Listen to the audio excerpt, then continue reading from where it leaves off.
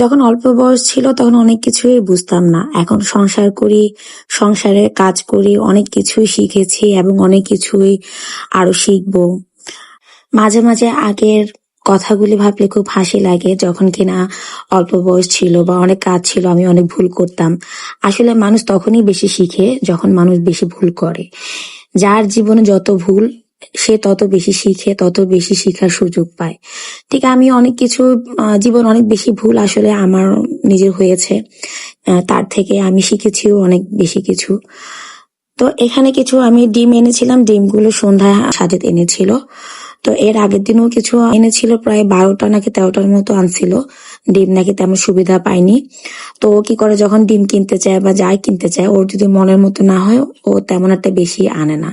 খুব বেশি প্রয়োজন হলে অল্প কিছু তো আনতে হবে, ইমার্জেন্সি, সেই জন্য। তো আজকে একটু বড় বড় পেয়েছিল, সে এখান থেকে বেশি প্রায় 30টার মতোই আনছে। একটা ফাটা ছিল, ওটা সরিয়ে রেখেছি। আর এগুলোতে প্রচুর ময়লা ছিল।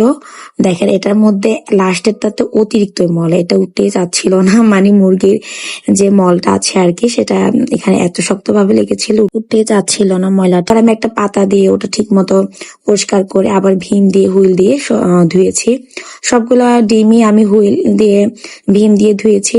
কিন্তু বললাম না, অনেক ভুল করতাম তখন, কিন্তু এরকম ডিম মানে আধো অবস্থায় রেখে দিতাম, ফ্রিজে রাখতাম।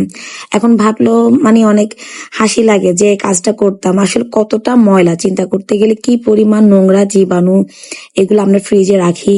এবং এই খাবার, এই জীবাণুগুলি আবার ফ্রিজের অন্যান্য খাবারে চলে যায়। তাই সবসময় ডিম বাজার থেকে কিনে এনে অবশ্যই ধুয়ে রাখার চেষ্টা করবেন, ভীম দিয়ে বা হুইল পাউডার দিয়ে ধুয়ে রাখবেন।